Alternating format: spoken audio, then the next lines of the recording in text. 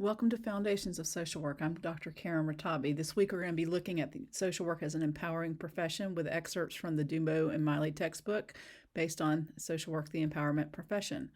We will look at the empowerment dialogue qualities of social work. That is how we talk about social work and we talk about our clients.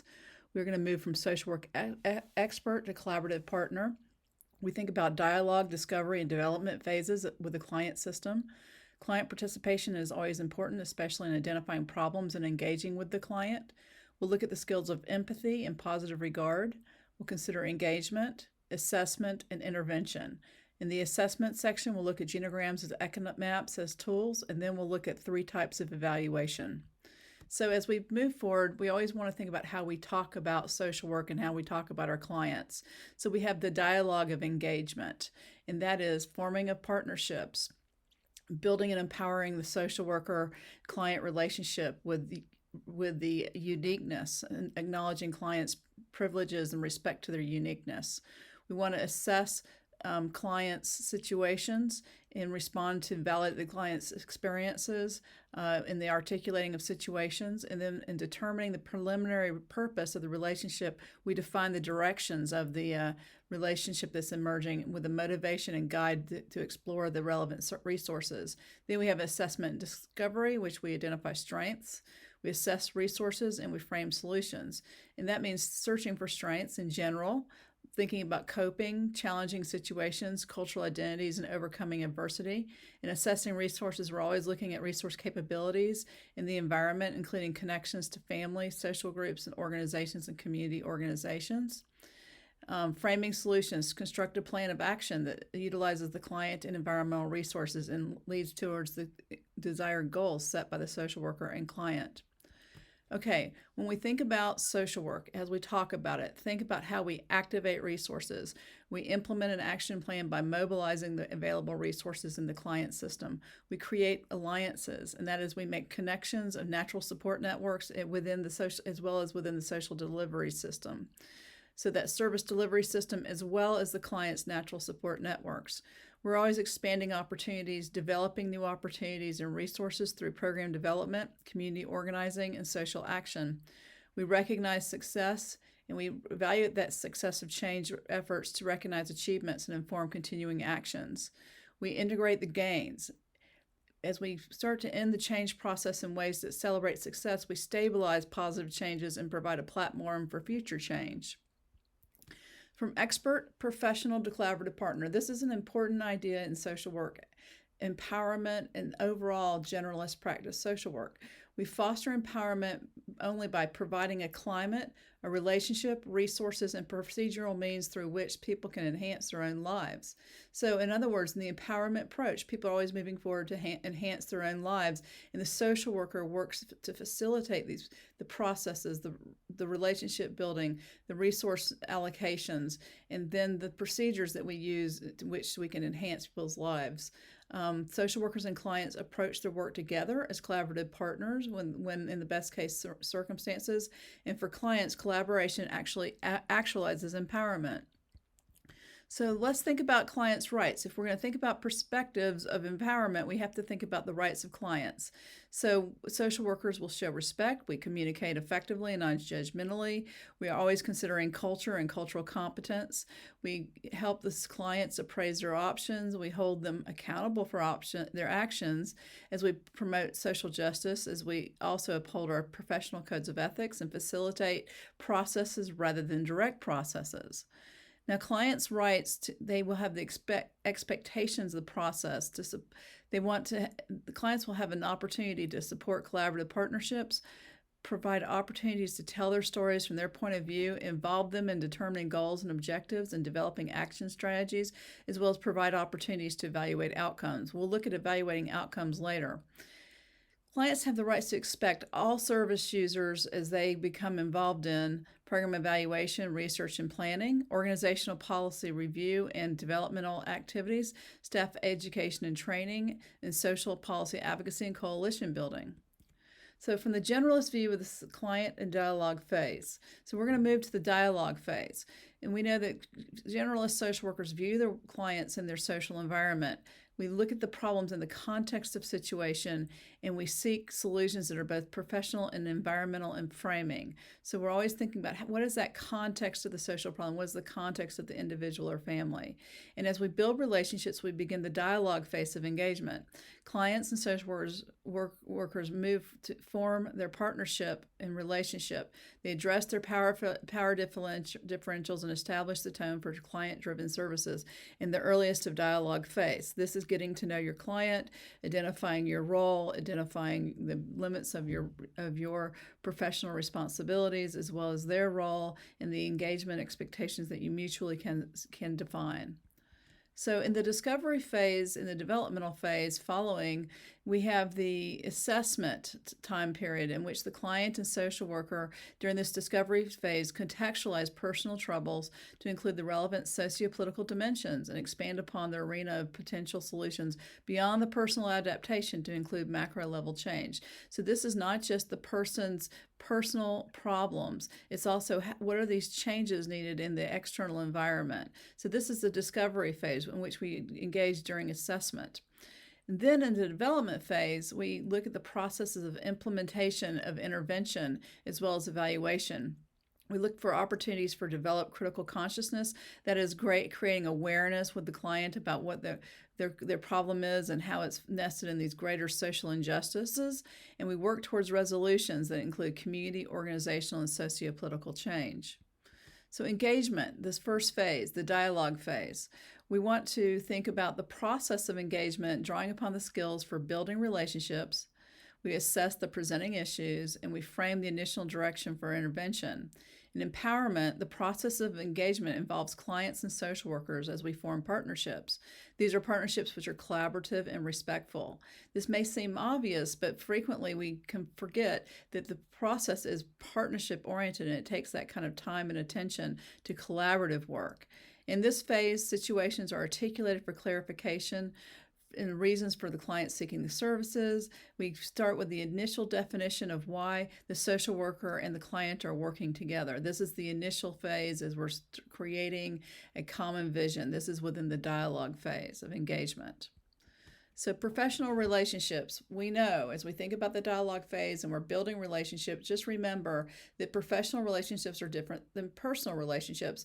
And as the client feels supported, receives unconditional positive regard, they might start feeling like you are their friend, but this is a professional relationship. And remember that the fundamental to the purpose of social work is, quote, to promote or restore a mutually beneficial interaction between individuals and society in order to improve quality of life. That means we have to have a professional relationship. And our code of ethics is clear about the professional relationship, and it distinguishes that professional relationship from friendships or casual business ventures. So clients do not approach social workers to seek helping relationships, but rather they come to us to address problems. Relationships result from concern, caring, and respect for others through words, actions, and willingness to listen. Professional relationships unfold as the work of the clients and practitioners proceed. Client participation. This is a critical aspect of empowerment practice. Some clients will seek those services voluntarily. They're going to come to you, they're going to ask for social care, and you're going to be available to them, and they're the most motivated of clients. We may even call them the worried well. Other clients just become involved as we engage in outreach activities, and they may not have identified initially that they wanted services, but they become engaged in time as you're out there working and engaging in the community. And then there's others that are mandated to participate, and those that are mandated to participate require some special attention because motivation of the client is related to readiness to participate. So the mandated client would be called an involuntary client, and they are required to participate, sometimes against their will, in social services. This may be because of a court order, a judge making a judgment that the client must be involved, say in child protection cases, and they must engage with the social worker, especially if a child's taken into foster care. There's a serious leverage against that client. So that client might feel coerced, and social workers must deal with this issue directly. Acknowledge their feelings, recognize that they're unmotivated, talk through it, make sure that they understand if you work forward in this process, you can become more independent of this mandated role and become independent and with their own autonomy to act on their own free will without this overlay of a coercive system. So they may be hard to reach, or maybe they act indifferently if they're mandated clients, and they can resist the social worker's attempts to work with them. Social workers also must use that professional relationship to enhance clients' motivation and still feelings of hopelessness. Hopefulness. The empowerment-oriented social work practice strives to produce working relationships in partnership with client systems from the beginning of developing a relationship. So think about that dialogue and moving through to engaging with clients for participation. So we have interpersonal skills in order to enhance and build on that engagement, and really to make sure that we're developing those professional relationships that are effective, built on mutual trust, confidence, and those relationships related to connecting with another human being. We have interpersonal skills that are very important in our toolbox. They are empathy and positive regard to begin with. So with empathy, think about this. We demonstrate our empathy by perceiving and responding to the client's feelings with sensitivity and understanding. Empathy is the ability to actively respond with accurate understanding to the client's verbal responses and expressions of feelings. So you might say to a client, if they tell you something that's really been very sad, maybe a death of a family member, so this makes you really sad and feel hopeless right now as you're coping with your relative's death. It seems like you really feel lonely right now. That would be empathy. That would be demonstrating empathy by rephrasing some of the things that the client has said and attaching some feelings and checking in with them if in fact you are really accurate or not. Now, in positive regard, this can be an area that many of our clients have never truly experienced. And that's one of the reasons why we have the need to set boundaries between professional relationship and personal relationship or friendship. So as we convey positive regard, we are being genuine and authentic in all aspects of our helping relationship.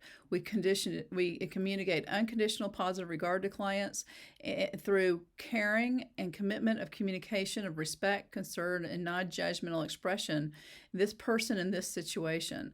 Positive regard is foundational to the helping process. It builds relationship. It builds that sense of trust that I am being treated respectfully, I am being treated with care, and I can trust this relationship. So the social worker has the responsibility to initiate and maintain respectful interactions with that positive regard so that clients can start to identify their sense of empathy, warmth, genuineness, and sensitivity to cultural differences. We'll look closely at cultural differences as we proceed. So as we respect diversity and difference, we know that all cultures are different. We interface with people who are different from us. We have all kinds of different nuances related to verbal and nonverbal communication. And there are challenges when one is sending and receiving information. So in the United States, Euro-American clients usually disclose sensitive personal information rather quickly. However, the timeline for building trust and requisite for disclosing personal stories may differ with clients from other backgrounds. Euro-American social workers may inappropriately conclude that a culturally different client's failure to reveal such information signals resistance because they're holding back right now. They may be viewed as being resistant. Or think of the consequences when white Euro-Americans expect professional helpers to separate their personal and their professional lives, yet Hispanic Americans, in order to feel comfortable in a relationship with a professional, expect social workers to share personal information. This is a boundaries challenge for social workers when working with Hispanic clients. So to bridge communication gaps, the social worker should always focus on restating, clarifying, reflecting, and using other techniques of active listening and create a climate of trust and demonstrate sensitivity to cultural differences. So engagement, this is the next phase as we articulate the situations. It's a process in which social workers employ in their dialogue with clients about the reasons clients seek assistance. So this is helping to clarify, why are you here? Why are we working together?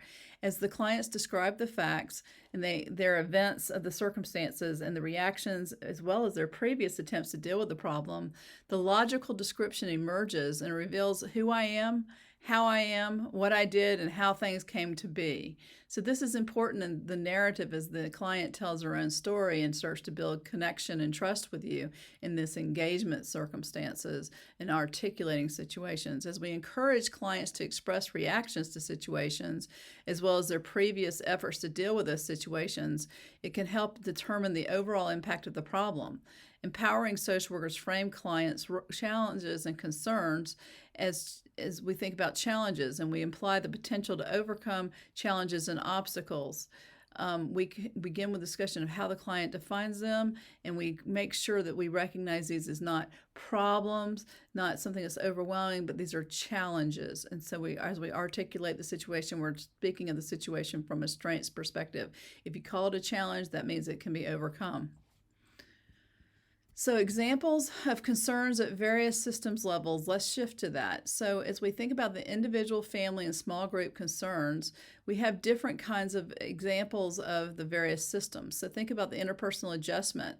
Those are conflicts.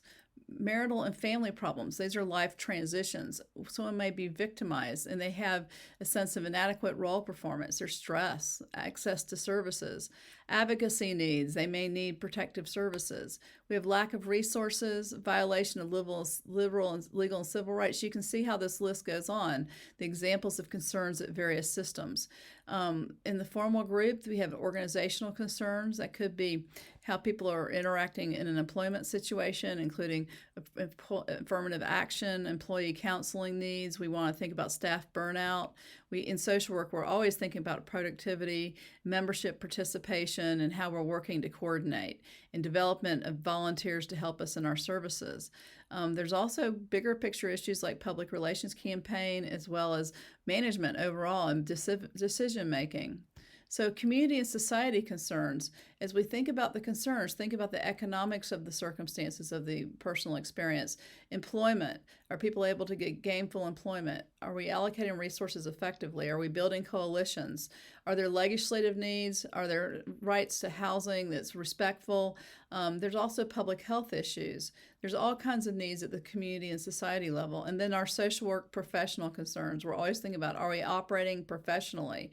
Are we monitoring ourselves? Do we have peer review when we have problems, especially ethical problems? Do we work well with others, other disciplines? And do we have an image of social work which is positive, proactive, and empowering?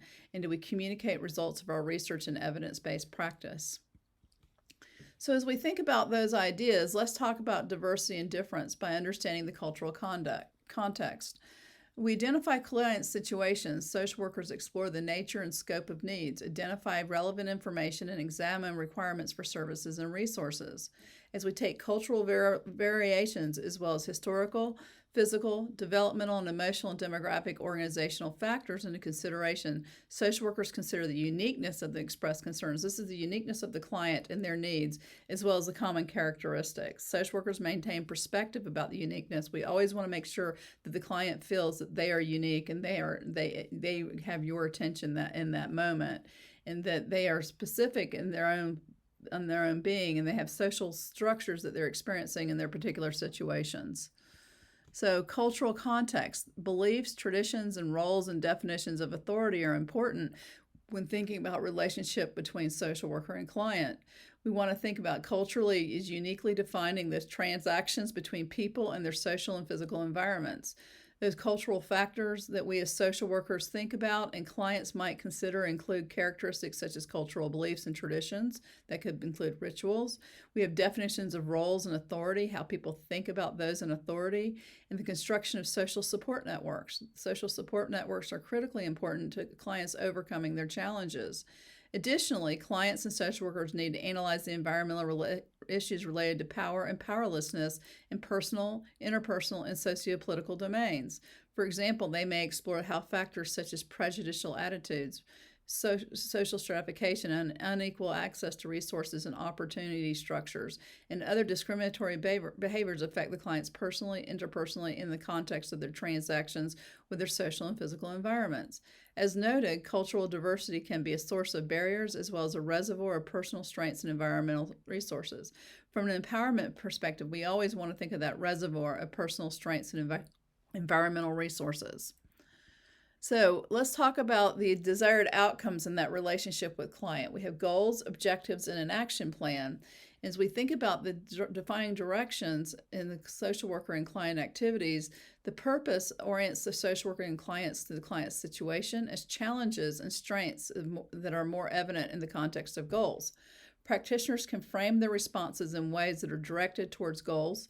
focus their attention on discovering resources that will facilitate reaching goals, and use clients' goals as guides. These are guides as they move forward and identify relevant information. We determine goals and believe in the possibility of energizing personal behavior and action through setting goals. At this point in the work together, social workers and clients define initial ideas about the desired outcomes. We would ask our clients, what is it that you would like to have achieve here? And these preliminary goals frame assessment activities and precede specific goals and measurable objectives, which are integral components of the subsequent element in the process, the action plan. The initial agreement focuses on the general purpose of social work rather than a detailed specific action plan for action.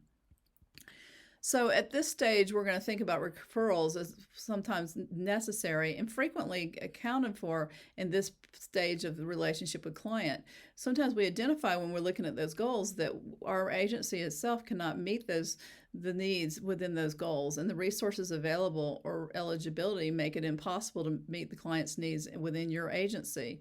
So we will sometimes make those referrals to other service providers as necessary when clients' needs extend beyond our scope in our agency's programs, and as well as the expertise of the social worker, and require additional resources to which the agency can supply.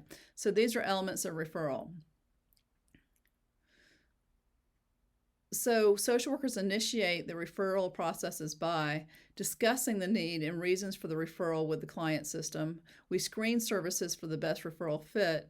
We follow the agency referral protocols as we move people across to other systems and make sure we follow the clear boundaries. We make the actual referral as well as moving those records as necessary to the next agency, and we arrange for follow-up. This does not mean that the client moves completely over to the other agency as the agency is the primary service provider. It just means we're brokering the services outside of our organization and making sure that the client is connected to the relevant services that they'll need to meet their goals. So we're moving to assessment in the discovery phase.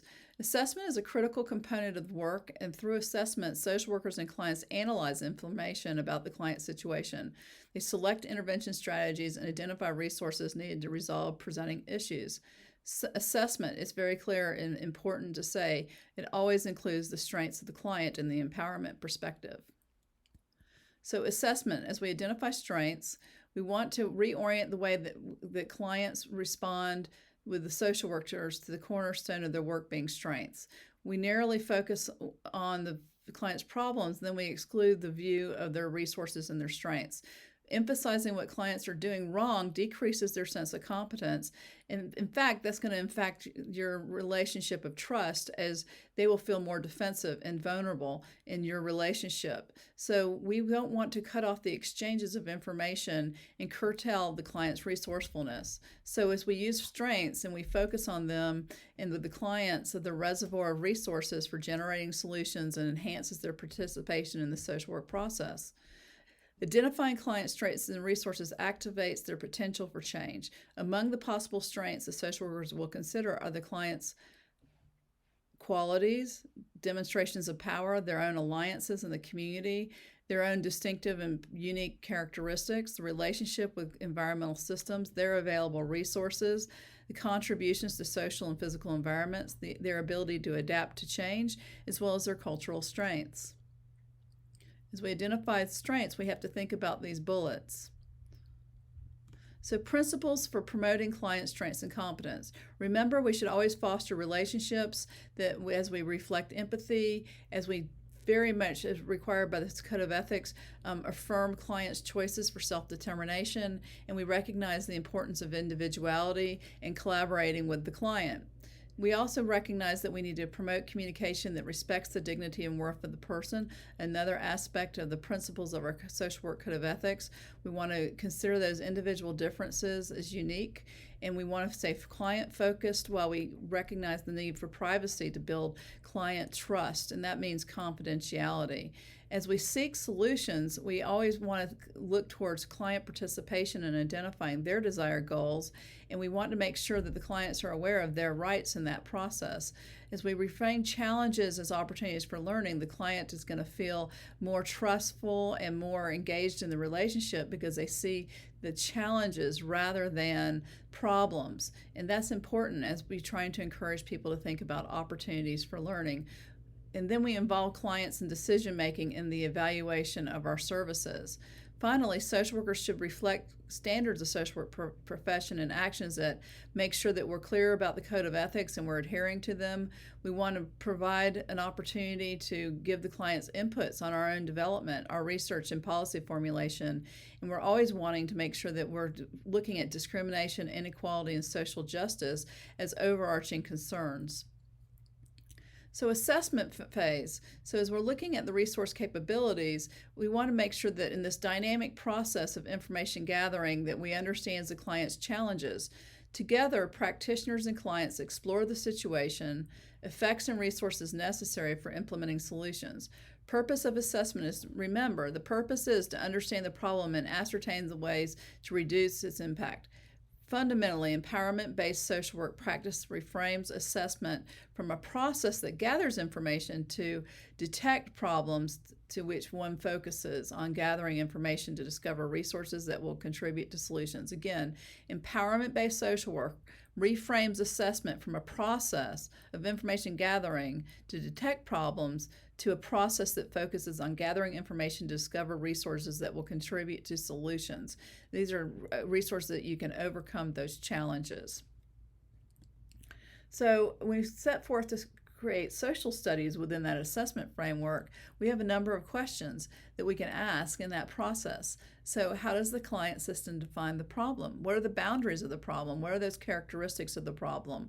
Does the client perceive the intensity of the problem? What is the client's perception and duration of the problem? Is this a long-term problem or a short-term crisis? What attempted solutions have been forged thus far? Who else is affected by the problem in their client system's family or other people in the community? How does the problem affect the social functioning of the systems in which it impinges? What environmental opportunities, barriers, and constraints affect social functioning and the resolution of the problem?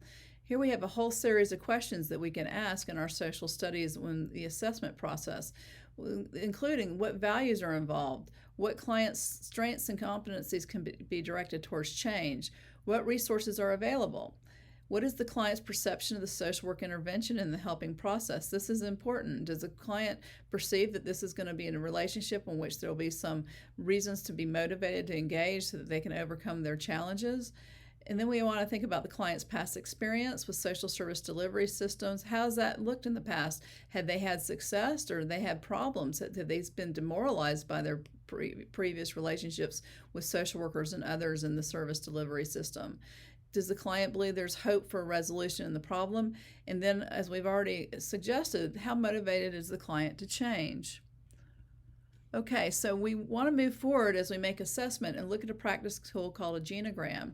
Here you'll see a genogram where you can see the immediate family as well as those larger group family circumstances.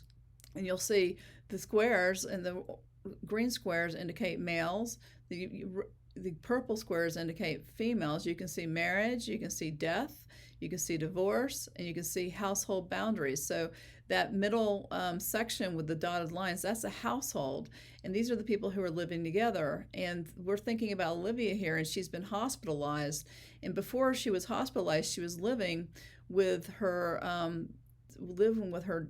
daughter, Simone, and Lisa moved back home after her divorce. So you can see how the family is fluid and moving forward. And you want to make sure that you can use these genograms with the client to help visually illustrate their circumstances. This can help them to greater articulate what's going on in their family systems, the kinds of challenges they have. If there's difficulties in the relationships, you can see death, divorce, you can see males or females, you can see the household composition of Simone and Lisa, Tony and Jane. All of these elements come together to form the picture of the person that you're serving, and they can better articulate relationships frequently with these illustrations. So another practice tool is an eco map, and this is consistent with the ecological perspective of social work. And we're thinking about Olivia again, and she has a whole variety of sets of social supports. And some of the direct two-way arrows indicates mutual support, such as Olivia's relationship with friends from church is mutual. The church supports Olivia, and Olivia supports her friends. She has a very clear relationship with her sister. She also has a daughter. There's a two-way relationship there. Now look at the stressful relationships. She has a challenge with her son, Vincent, and his family, and she's also not happy with the nursing and retirement center. Those are the dotted lines. And then we also recognize there's a one-way relationship between the medical clinic and Olivia. All of these assets and resources in her system can be identified within this eco map, and it's a practice tool to also work through as an illustration with the client so they can better articulate their circumstances, and they can start to think about their own resource system and help you understand that more effectively with their collaborative inputs. So, as we move forward and we're starting to develop goals and objectives, remember that client goals are statements that specify what the clients hope to achieve through the helping relationship. These are statements on what people hope to achieve. The overall purpose forms a long-range goal for the outcome of the collaborative partnership between clients and professionals. Short-term objectives specify steps. These are the measurable. These are the steps that one can take in action. These are steps that will lead to accomplishing the long-range goal. Goals and objectives are used to evaluate progress and success. Clients must be engaged in setting their goals. It's a collaborative process. The social worker doesn't provide the goal for the client. This is a mutual problem-solving method in which the goal is set related to the problems, issues, and the needs as identified by the client with guidance from the social worker. As clients own their definition of their difficulties and the goals, they take responsibility for the activities that lead to achieving goals. This is where the client will come in and start taking responsibility for their outcomes. What are the changes that need to take place, and how can I be engaged in that process in a way that's not just me being responsible, but me starting to overcome my challenges in a way that's engaging and oriented to my own definition. So as we take responsibility for change and ultimately competent in that sense of achievement in the goals, that is the idea of what we need to have as clients, is how do they become ultimately competent in achievement of their goals. So let's talk about translating goals into strategies for solutions. So we have goals, and then we have to move into strategies, and these are called action plans, and as clients work towards solutions. And we want to make sure these action plans reflect social work values from an empowerment perspective. And we follow the following guidelines for application. So we want to maximize client involvement in all aspects of developing their plan of action. We recognize there's interrelationships among social service systems and other systems in selecting the change strategies. We build on client strengths and we promote clients' competence. That is obvious in empowerment social work. We foster critical awareness of the interconnectedness between the personal and political as we identify strategies that promote social justice, and we're always creating feedback loops for continuous assessment of progress and outcomes. Plans of action will often include ways to assess the formal provision of social service delivery system as well as informal resources in the client's social networks. Think back to that eco map. Those are the informal networks quite often in which they had those two-way arrows. And remember, the formal provisions offer many services available to the client in the social service delivery system. Again, think of the eco map in the medical setting where the client is receiving services both in the context of a care circumstances as well as the medical provision.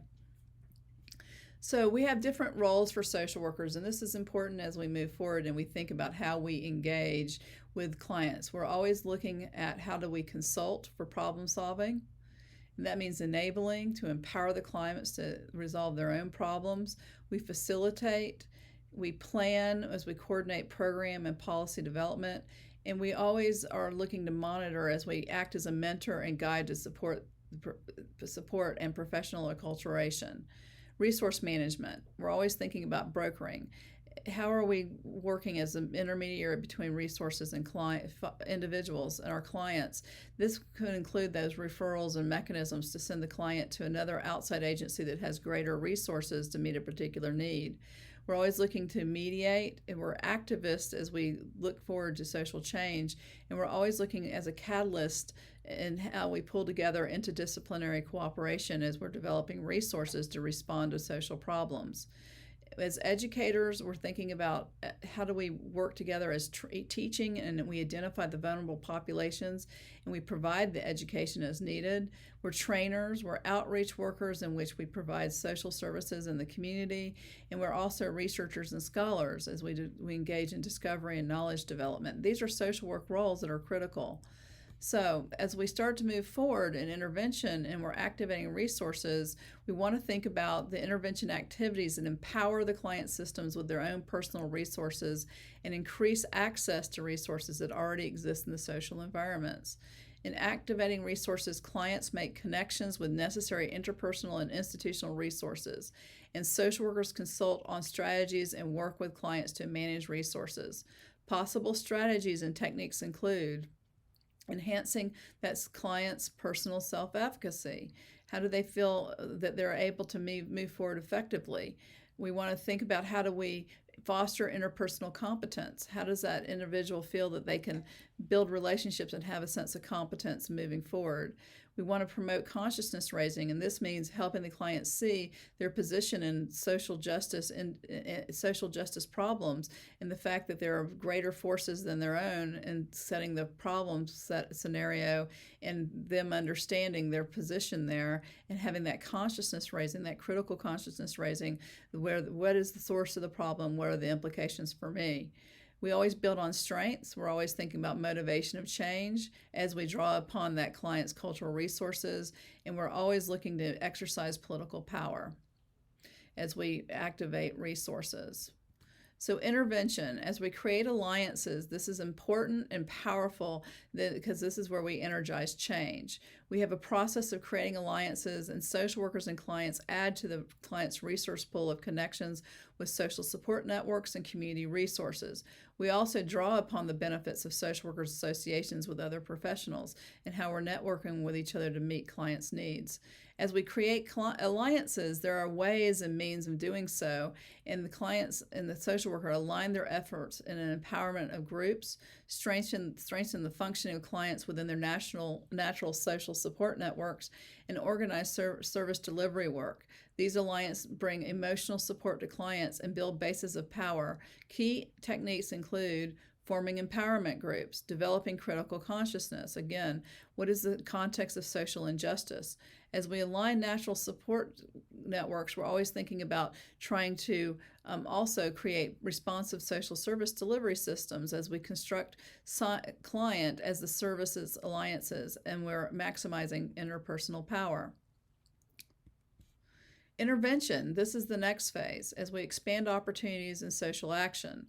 As we expand those opportunities, there are ways in which we must fulfill our professional mandate to ensure the just distribution of societal resources by creating needed resources through social reform, policy development, legislative advocacy, and community change. This is our macro practice. This is that large-scale change. And social workers join with the clients to expand societal resources and develop new opportunities. Now, this may seem a little surprising, but social workers are always engaging clients to think about the bigger macro picture in the long run as we strive to make changes in that larger social environment. And the clients work to redress social injustice, and they develop just social policy. There are potential techniques and strategies, such as recognizing those environmental risks and opportunities. We have an engagement with community empowerment and development. We're always thinking about social activism and how we might move forward in social advocacy, building upon the client's opportunity to participate in social advocacy. We're always thinking about how do we move forward on social justice and exercise socio-political power. In social action, we operationalize the socio-political environment. Social workers have long favored collective action as a strategy to allocate power and resources to redress social inequalities that benefit the disenfranchised and oppressed populations. In empowerment-based social work, social action should be construed should not be construed as the exclusive domain of the macro practitioner. Social workers who work primarily with micro-level clients serve as advocates to speak on behalf of clients to influence change in social policies and work in collaboration with clients so they themselves may speak their own voices to affect social change and political change. And here I would say never speak for a client when they can speak for themselves, so you must become a facilitator to give them an opportunity to speak wherever possible. So we have evaluation types of these interventions, and there's 3 types of evaluation that you want to think about as we move forward in intervention. There's a progress evaluation, and this is when we monitor the effectiveness of the ongoing work of social workers and their clients. This is progress, what's happening in that progression of the effectiveness and that ongoing work. And then we have outcome assessment. These are those related to those goals and outcomes as we measure the achievement of goals and social work methods of effectiveness. And then we have the larger picture, which is program evaluation, in which we look at the effectiveness of specific services in achieving overall goals of programs, expectations of grant requirements, and the agency's mission. How does that larger program work together to make sure that the client's needs are met? So progress evaluation is the one we think of most commonly, and we will work with the clients to determine what's working and what's not working and how they will continue the work together, social worker and client. As they implement plans, social workers can ask several questions to evaluate progress. Are they following the plan? Are the clients and social workers fulfilling their parts of the agreement? Is the plan working? If not, are some parts working better than others? Are some things not working at all? What actions have been the most positive effects or the least positive? What actions require maximum input yet realize minimal results? Does the plan meet or fall within short of expectations? Are clients playing an active role? This is important. What factors enhance or limit clients' participation?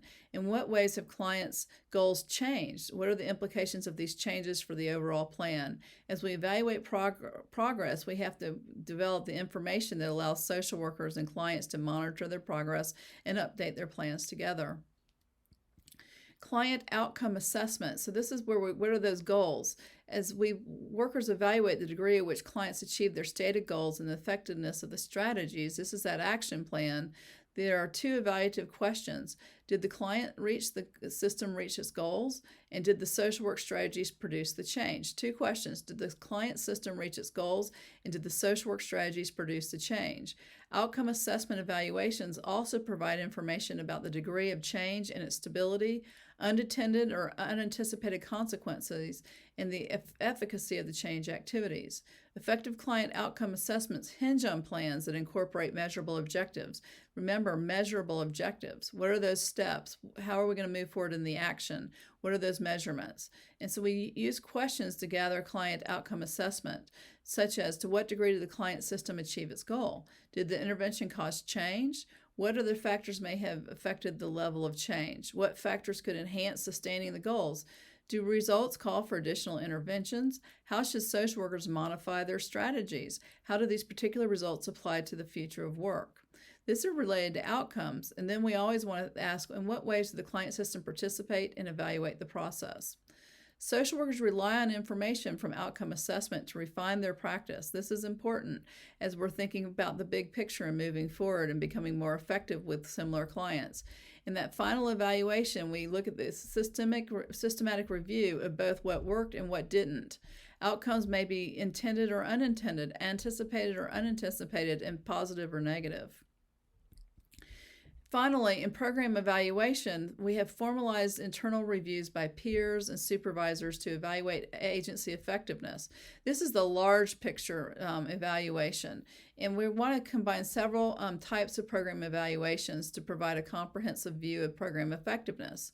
Program evaluations assess the effects of programs on clients, agencies, and general public. Researchable questions that social workers might ask in evaluating their programs would be things like, did the program results in anticipated change? Has the program achieved the objectives set by the funding organizations? Are the program objectives consistent with the agency's mission? Is the program feasible? What are the program's strengths and weaknesses? Is there an adequate number of staff to fulfill the needs of that program, or are there inadequate staffing and it's not realistic? Is the program accessible to potential clients? How have public attitudes of awareness changed as a result of the program? Does the program respond adequately to community need? So our program evaluation data assists professionals in refining agencies' policies, allocating resources, and planning for services and policies and procedures to reformulate program priorities. Thank you.